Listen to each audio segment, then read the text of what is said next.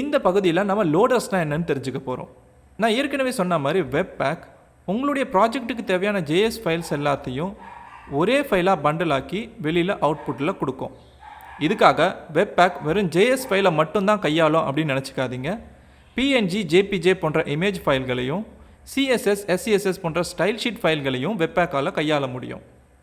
இதுக்காக வெப்பேக் பயன்படுத்துறது தான் லோடர். இந்த லோடருங்கிறது ஒரு ஜாவாஸ்கிரிப்ட் லைப்ரரி. அது ஒரு குறிப்பிட்ட ஃபைல் டைப்பை எப்படி கையாளணும் அப்படின்ற தகவலை கொண்டு இருக்கும். வெறும் ஃபைலை எடுத்து கொடுக்கறது மட்டும்தான் இந்த லோடரோட வேலை நினச்சிக்காதீங்க.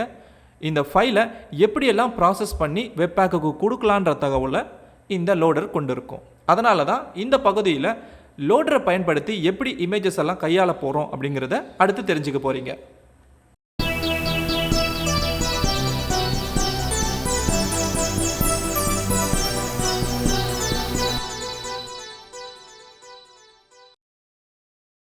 இந்த வெப்பேக்கை பயன்படுத்தி இமேஜஸ் எல்லாம் எப்படி கையாளுறதுங்கிறது தான் இப்போ இந்த எடுத்துக்காட்டில் பார்க்க போகிறோம்.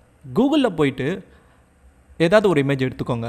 அதாவது நான் ஆப்பிள்னு ஒரு இமேஜை எடுக்க போகிறேன். அந்த இமேஜை நான் சேவ் பண்ணிக்கிறேன். இங்கே ப்ரௌசர்லேருந்து என்னுடைய இந்த ப்ராஜெக்டில், அதாவது டுட்டோரியல்ன்ற இந்த ப்ராஜெக்ட்டுக்குள்ளே SRC ஃபோல்டர் இருக்குல்ல, அந்த ஃபோல்டருக்குள்ளே apple.jpg அப்படின்ற பெயரில் நான் சேவ் பண்ணிக்கிறேன் இந்த இமேஜை. இப்போ நம்ம போய் இந்த விண்டோவை க்ளோஸ் பண்ணிக்கலாம். ப்ரௌசர்லேருந்து எடிட்டருக்கு திரும்ப வரலாம். இங்கே பாருங்கள், apple.jpg அப்படின்னு SRC ஃபோல்டருக்குள்ளே இருக்குது. இது ஓப்பன் பண்ணால் இந்த இமேஜ் தெரியுது. இதுதான். இப்போ இந்த இமேஜை நம்ம HTML-குள்ளே கொண்டு வர போகிறோம். அதுக்காக நம்ம ஒரு ஸ்கிரிப்ட் ஃபைலை உருவாக்க போகிறோம். அதுக்குள்ளே தான் அந்த இமேஜை ஆட் பண்ணுற வேலைகளெல்லாம் செய்ய போகிறோம்.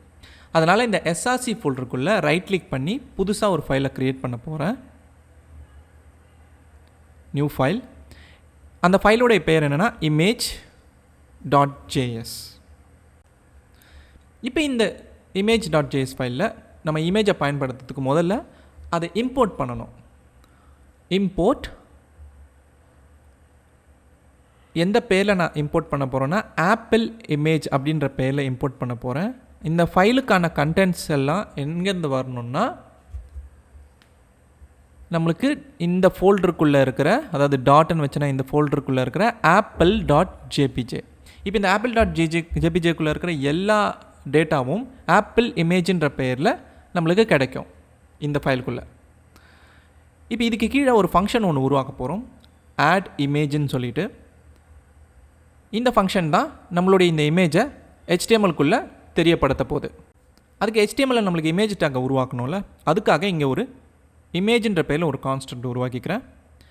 இப்போ இதோடைய வேல்யூ என்னென்னா டாக்குமெண்ட்டுன்னு சொல்லிட்டு நம்ம ஒரு ஆப்ஜெக்டை ஜாவாஸ்கிரிப்டில் பயன்படுத்துவோம் தெரியுமா. இந்த டாக்குமெண்ட் ஆப்ஜெக்ட்டுக்குள்ளே க்ரியேட் எலிமெண்ட்டுன்னு சொல்லிட்டு ஒரு ஃபங்க்ஷன் இருக்குது. இது நம்மளுடைய இந்த HTML-குள்ளே ஒரு எலிமெண்ட்டை உருவாக்கும். அந்த எலிமெண்ட் பேர் நான் வந்து இமேஜ்னு கொடுக்குறேன், ஏன்னா இது இமேஜ் டேக்கை தான் உருவாக்க போகுது. இந்த இமேஜ் டேக்குள்ளே உங்களுக்கு SRCன்னு சொல்லிட்டு ஒரு ஆட்ரிபியூட் இருக்கும் தெரியுமா. அந்த ஆட்ரிபியூட் தான் ஒரு இமேஜுக்கான ஃபைல் பேத்தை வச்சுருக்கோம்.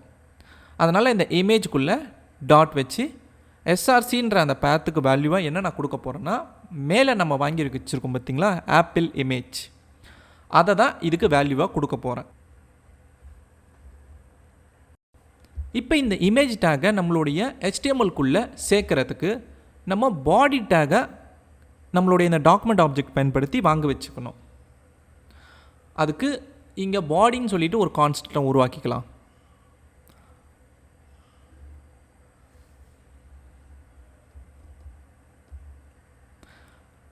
இதில் டாக்குமெண்ட்டுன்ற அந்த ஆப்ஜெக்ட்டுக்குள்ளே query செலக்டார்னு சொல்லிட்டு ஒரு ஃபங்க்ஷன் இருக்குது. அது நம்மளுடைய இந்த பாடி எலிமெண்ட் எங்கே இருக்குதோ அதை தேடி கண்டுபிடிச்சி கொடுக்கணும். அதுக்காக பாடின்னு நான் இங்கே உள்ளே கொடுத்துக்கிறேன். இப்போ அது பாடி எலிமெண்ட்டை இந்த கான்ஸ்டன்ட்குள்ளே ஸ்டோர் பண்ணிடும். இப்போ இந்த பாடி எலிமெண்ட்டுக்குள்ளே அப்பெண்டுன்னு சொல்லிட்டு ஒரு ஃபங்க்ஷன் இருக்குது. அந்த அப்பெண்ட் ஃபங்க்ஷன் நம்ம எந்த எலிமெண்ட்டை கொடுக்குறோமோ அதை பாடிக்குள்ளே சேர்த்துரும், அதாவது HTML பாடிக்குள்ளே. இப்போ நான் மேலே வந்து இந்த கான்ஸ்டன்ட் வச்சுருக்கேன்ல இமேஜ்னு சொல்லிட்டு, அதை வந்து அப்பெண்ட் பண்ணிக்கிறேன் இந்த பாடிக்குள்ளே. இப்போ பாடியில் இமேஜ் டேக் ஆனது உள்ளே சேர்க்கப்பட்டுரும். இப்போ இந்த ஃபங்க்ஷனுக்குள்ளே நம்ம பண்ண வேண்டிய வேலையெல்லாம் பண்ணியாச்சு. இந்த ஃபங்க்ஷனை இப்போ இந்த ஃபைல்லேருந்து எக்ஸ்போர்ட் பண்ணிடலாம். ஏன்னா இந்த ஃபங்க்ஷனை வேறு ஒரு இடத்துல நம்ம பயன்படுத்த போகிறோம். அதுக்காக எக்ஸ்போர்ட் டிஃபால்ட் ஆட் இமேஜ். அவ்வளோதான் இந்த ஃபைலுக்குள்ளே இருக்கிற வேலை. இதுக்கப்புறம் இந்த ஃபங்க்ஷனை நம்ம எங்கே பயன்படுத்த போகிறோம்னா index.js ஃபைலில். இங்கே எப்படி நம்ம இதுக்கு முன்னாடி டிஸ்பிளே ஹலோ வேர்ல்ட் ஃபங்க்ஷனை கால் பண்ணமோ அதே மாதிரி இங்கே அதை கால் பண்ண போகிறோம். அதுக்கு முதல்ல அந்த ஃபங்க்ஷன் நம்ம இங்கே இம்போர்ட் பண்ணணும். அதனால் மேலே இம்போர்ட் ஆட் இமேஜ் ஃப்ரம் எந்த ஃபைலுக்குள்ளேருந்து ./image, அதாவது இந்த ஃபோல்டருக்குள்ளே இருக்கிற image.jsன்ற ஃபைல். இப்போ அந்த ஆட் இமேஜ் அப்படின்ற ஃபங்க்ஷனை இந்த டிஸ்பிளே ஹலோ வேர்ல்டுன்ற ஃபங்க்ஷனுக்கு கீழே கால் பண்ணிடலாம். அப்போ தான் அந்த இமேஜ் டேக்கை ஆட் பண்ணுற வேலைலாம் நடக்கும். கால் பண்ணிட்டோமா? இப்போ இந்த ஃபைலை சேவ் பண்ணிக்கோங்க. இப்போ வெப்பேக்குக்கான வேலையை ஆரம்பிக்க போகிறோம்.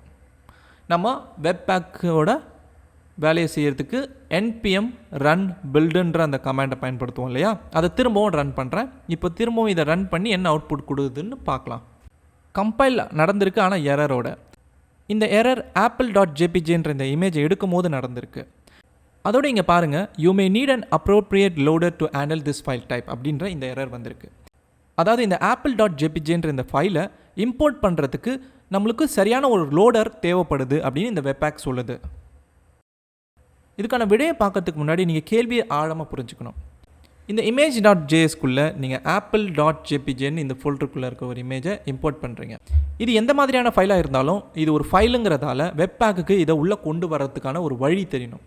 அந்த வழியை தான் லோடர் செய்யுது. இந்த லோடரை நீங்கள் பயன்படுத்துறதுக்கு நீங்கள் வெப்பேக்கோடைய கான்ஃபிகரேஷன் ஃபைலை ஓப்பன் பண்ணிக்கலாம். அங்கே தான் நீங்கள் எந்தெந்த மாதிரியான ஃபைல் டைப்புக்கு எந்த லோடரை நீங்கள் கொடுக்கணுன்ற தகவலை கொடுப்பீங்க. இப்போ நம்ம எந்த ஃபைலுக்கு எந்த லோடரை கொடுக்கணும் அப்படிங்கிறத கொடுக்கறதுக்கு இங்கே கான்ஃபிகரேஷனில் ஒரு சில ப்ராப்பர்ட்டிகளை சேர்க்கணும். இந்த மோடுன்ற ப்ராப்பர்ட்டிக்கு அடுத்து மாடியூல் அப்படின்ற பேரில் ஒரு ப்ராப்பர்ட்டியை உள்ளே சேர்த்துக்கிறேன். இப்போ இந்த மாடியூல்குள்ளே நம்ம சில ரூல்ஸை கொடுக்க போகிறோன்றதால இந்த மாடியூல்குள்ளே ரூல்ஸ்னு ஒரு ப்ராப்பர்ட்டியை உள்ளே கொடுத்துக்கலாம். இதுக்குள்ளே நம்ம ஏகப்பட்ட ரூல்ஸை கொடுப்போம். அதனால் இதை அரே நோட்டேஷனில் உள்ளே கொடுக்கலாம். ஒரு ரூலையும் ஆப்ஜெக்டாக தான் கொடுக்கணும். அதனால் ஆப்ஜெக்ட் நோட்டேஷன்.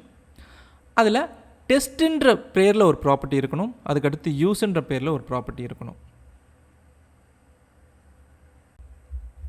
இந்த டெஸ்ட்டுன்ற ப்ராப்பர்ட்டிக்குள்ளே என்ன வேல்யூவாக கொடுப்போம்னா ரெகுலர் எக்ஸ்பிரஷன். எந்தெந்த ஃபைல் டைப்புக்கு இந்த ரூல் செட் ஆகுன்றதை இந்த ரெகுலர் எக்ஸ்பிரஷன் தான் சொல்லும். இப்போ இங்கே வந்து நான் ஜேபிஜே அல்லது பிஎன்ஜி ரெண்டுத்தில் எந்த ஃபைல் டைப் வந்தாலும் இந்த ரூலை ஃபாலோ பண்ணணுன்றதுக்கான ஒரு ரெகுலர் எக்ஸ்பிரஷனை கொடுக்க போகிறேன்.